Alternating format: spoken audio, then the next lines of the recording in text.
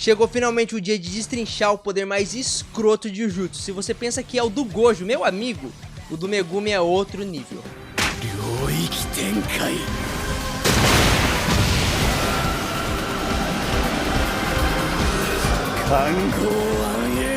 E aí, meus sargentos tranquilos, eu sou o Léo e sejam bem-vindos ao canal Colisão Pop. Já é um fato que Jujutsu é um dos animes / mangá que possuem alguns dos poderes mais complexos, absurdos e irados de todas as produções dessa mídia, mas o poder do Megumi de longe é o que tem o maior potencial destrutivo e apelativo dentre todos os outros. E eu sei que o Gojo sola e as técnicas dele são praticamente invencíveis, mas elas são duas que juntas têm esse poder estrondoso.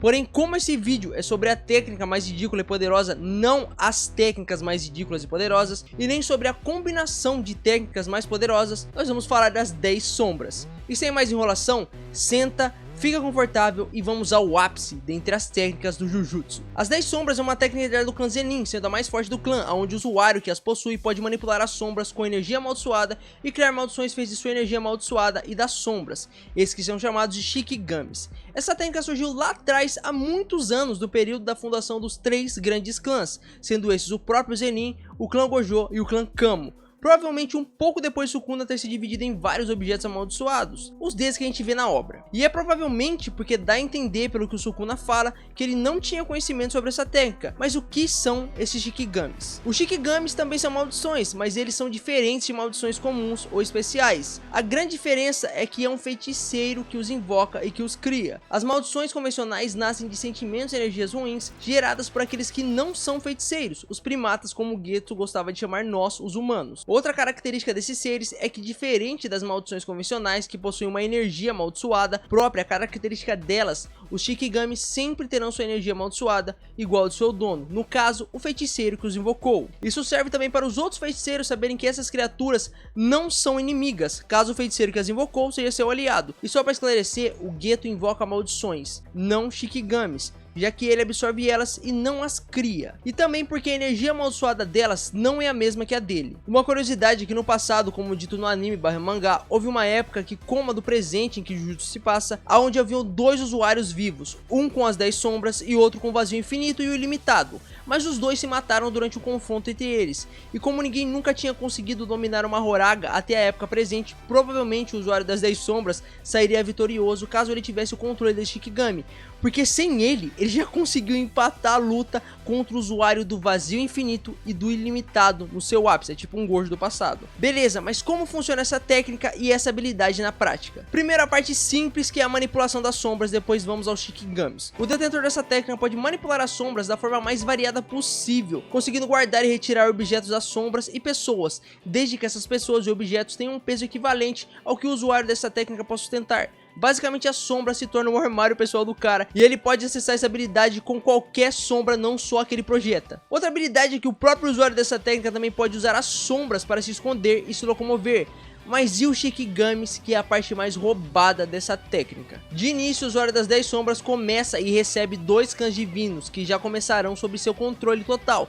E por que eles começarão sob seu controle total? Porque a partir daí, todos os Shikigamis, os usuários das 10 sombras deverão derrotá-los em um ritual para assim exorcizá-los e conseguir só então o controle deles. Do contrário, ele simplesmente vai poder invocar eles e os mesmos vão sair na porrada com ele. Assim que esse ritual for concluído, o usuário das 10 sombras será o mestre desses Shikigamis. Ele não ficará sob o controle dessa técnica. Outras pessoas podem ajudar nesse ritual, mas se isso acontecer após o Shikigami ser vencido no ritual, ele não ficará sob o controle do usuário dessa técnica. Meus parceiros, para ter uma Horaga e qualquer outra sombra, você tem que vencer ela só com seus Shikigamis e com sua habilidade. Senão, esse Shikigami nunca vai te obedecer. Porém, o que acontece se um desses Shikigamis for destruído depois dele já ter sido exorcizado? Como o próprio Megumi diz na obra, após uma sombra ser destruída, sua energia amaldiçoada e suas habilidades são transferidas para outras de acordo com a vontade do usuário dessa técnica das 10 sombras. Assim, a força das sombras multiplica e são somadas, já que após os cães divinos serem fundidos, eles passaram a conseguir ferir maldições de nível especial,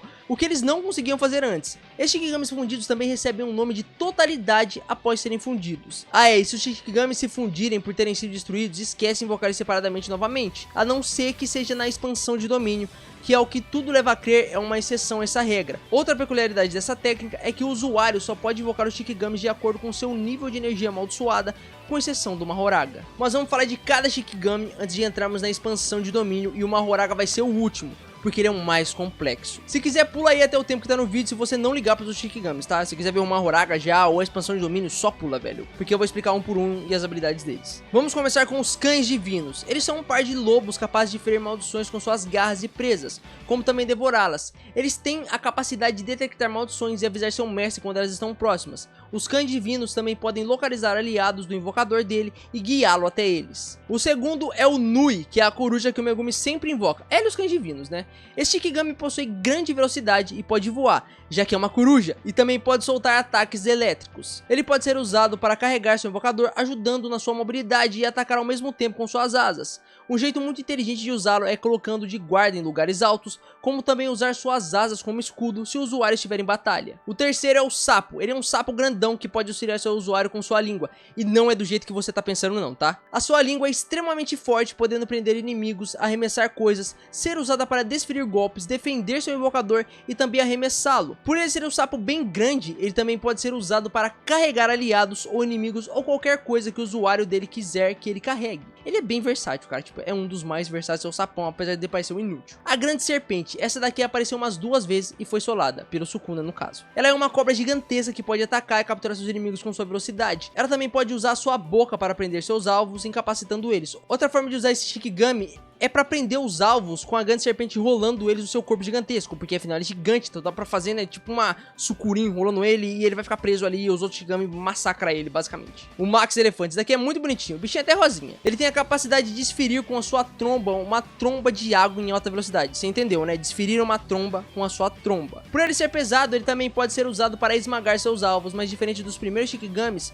os Cães Sagrados, o Sapo e a Grande Serpente, esse daqui precisa de uma quantidade superior de energia amaldiçoada para ser invocado, então demorou um pouco pro Megumi pegar ele. Os Coelhos de Fuga. Esse Shikigami é uma vastidão de coelhos que geralmente são usados como distração para dar tempo do usuário das 10 sombras contra-atacar ou pensar em um plano contra quem quer que ele esteja enfrentando. Quando essa técnica é ativada, dezenas de coelhos preenchem a área em que seu mestre está, permitindo que ele use o caos e situação a seu favor. E não pensa que dá pra usar eles para trocar soco, provavelmente eles são os Shikigamis mais fracos dentre as 10 sombras. Dessa vastidão de coelhos, também tem um coelho diferenciado que possui um símbolo em sua barriga, e se você destruir ele, todos os demais são destruídos. Ele é o mais fraquinho de todos, mas ele também é o mais versátil, porque se você fundir ele com qualquer outro, vai ter tipo uma vastidão dessa fusão. Então ele é bem ridículo, apesar de ser fraquinho. Então chegamos ao Viadão, o Cervo Redondo, e esse aqui é roubado.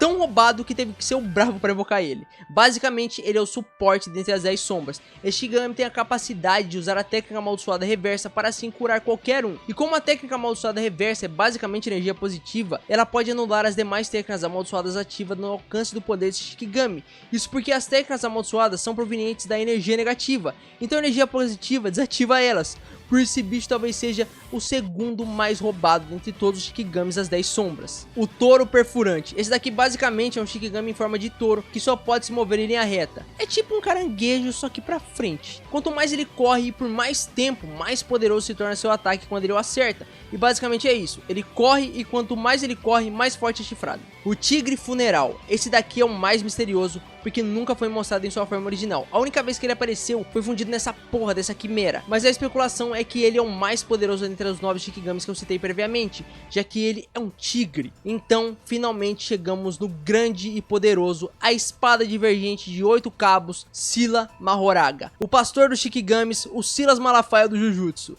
Ele é o Shikigami mais poderoso, escroto e roubado entre as 10 sombras e todos os outros que já apareceram em Jujutsu. Na história do mundo Jujutsu, nenhum FDP conseguiu dominar esse bicho e ele basicamente solou todo mundo que ele enfrentou, até ele bater de frente com o Sukuna. Esse bicho, além de ser o mais forte, mais rápido e ter uma fodendo espada de energia positiva que basicamente mata qualquer maldição que ele atinge, ainda tem o poder mais retardado ainda. Ele tem a capacidade de se adaptar a qualquer técnica que usem contra ele, e é qualquer mesmo, incluindo o infinito do Satoru Gojo. Mas como é que funciona essa habilidade? Gradualmente, após o Mahoraga entrar em contato com a técnica amaldiçoada ou com o oponente, ele começa a adaptar a técnica do seu inimigo, como também como sua forma de lutar. Pode ver, o bicho vê que não tá rolando os tapas normal contra o Sukuna, então ele puxa a espada de energia positiva que provavelmente teria sido um golpe fatal se o Sukuna não estivesse no corpo do Itadori.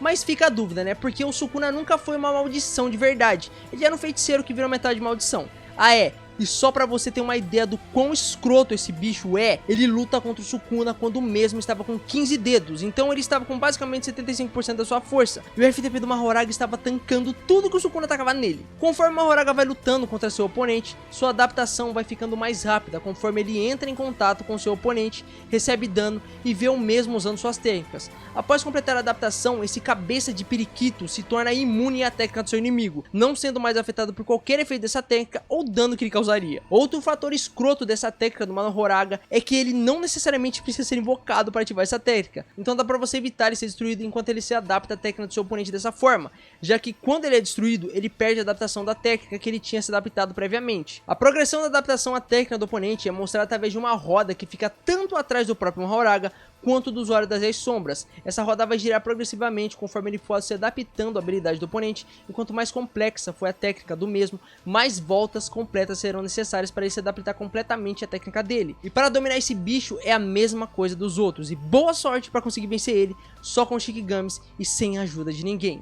Agora imagina, ele já faz tudo isso. Se ele for fundido com o coelho, acabou, bicho. É um exército de Mahoraga e o bicho é praticamente invencível e se cura. E se adapta a tudo. Por fim, nós temos a expansão de domínio, o Jardim das Sombras Quimeras, que só foi mostrada incompleta até agora. Primeiramente, vamos entender que toda a expansão de domínio tem uma coisa em comum. Ela te provém a capacidade de sempre acertar seus golpes dentro dela, já que você é o dono do domínio que você cria. Mas a expansão de domínio das 10 sombras, em suma, é uma área inundada de sombras líquidas. Nessa área, o usuário das 10 sombras pode afundar objetos e seres vivos dentro dessas sombras. Porém, esses podem usar energia amaldiçoada para evitar serem afundados. É tipo Naruto usando chakra para andar na água. Esses seres que afundarem na sombra dessa expansão de domínio não vão conseguir respirar dentro das sombras, mas tem um limite para o quanto de coisa e seres podem afundar nas sombras. Como na forma base da habilidade que eu já expliquei previamente, o limite é o peso que o usuário das 10 sombras pode suportar. Quanto mais coisas afundarem nas sombras da expansão, maior o peso sobre o feiticeiro que a usou. Dentro dessa expansão, além do acerto garantido, que é básico de todo o domínio,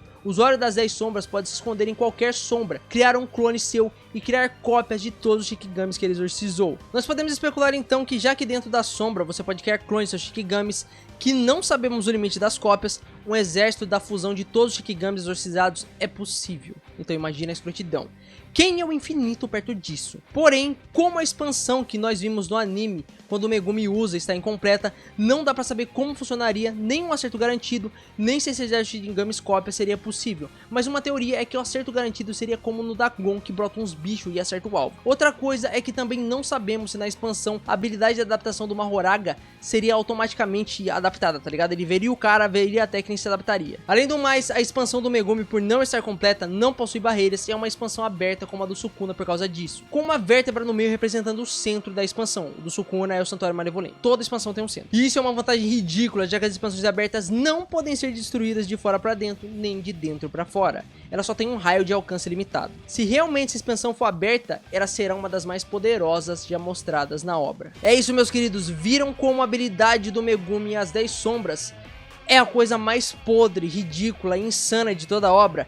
Essa habilidade, cara, tem a capacidade estrondosa de vencer qualquer uma, mano, se ela for dominada completamente. E se realmente em algum momento o Megumi conseguir atingir o ápice dessa habilidade dele, como o Gojo conseguiu atingir o ápice dos 6 olhos e do infinito junto, mano, eu acho que ninguém vence desse cara e ele vai se tornar o Jujutsu mais forte da obra. E eu nem gosto tanto do Megumi, tá ligado? O meu personagem preferido é o Yuta, depois é o Itadori, depois o Geto, depois o Gojo, aí o Sukuna e depois o Megumi. E eu sei o quão ridículo e poderoso ele é. No demais, muito obrigado pra quem chegou até aqui. Se você não for inscrito no canal, cara, e gostou do vídeo, aprendeu com o vídeo, viu como a técnica do Megumi é escrota de verdade, deixa um like aí, se inscreve. E se você já foi inscrito, cara, deixa um like e comenta qualquer coisa aí, tá ligado? Comenta o que vocês acham da técnica, se vocês acham que a do Gojo é mais forte ou não. Eu, pessoalmente, cara, tenho certeza que não. Porque, como eu disse, o usuário dos 6 olhos e do infinito foi vencido no passado por essa técnica e o cara não tinha o controle do Mahoraga, velho. Então deve ter sido expansão contra expansão e Shikigami contra roxo, tá ligado? É ridículo essa técnica. Imagina se o cara tivesse controle do Mahoraga. Não teria luta, basicamente, mano. Mahoraga igual no mangá e o cara chovendo Shikigami com a expansão. Muito obrigado pra quem chegou até aqui, pra quem assistiu todo o vídeo e, como sempre, tamo junto.